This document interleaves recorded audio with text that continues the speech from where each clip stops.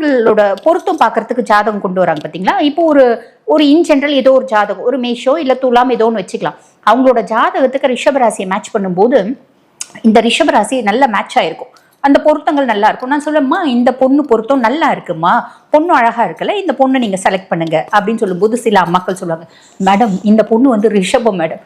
சரிங்கம்மா ரிஷபம், ஓகே நல்லது தானே, நானே ரிஷபம் தானே, அதனால நான் சொல்லுவேன் நல்லது தானேம்மா ரிஷபம். நீங்க வேற மேடம், ரிஷபம்லாம் நல்லா அழகா நல்லா வந்து தன்னை அலங்காரம் பண்ணிக்கின்னு ஒரு அலங்கார பதுமைகளா திரியறதுக்கு தான் லாக்கியே தவிர குடும்பத்தை பெருசா பார்த்துக்குமா.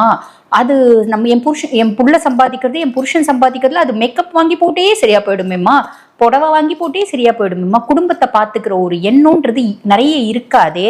அவங்களுக்கு அவங்க அழகு அவங்களோட லுக் அதை பத்தியே தானே அவங்க யோசிச்சுட்டு இருப்பாங்க அப்படிம்பாங்க.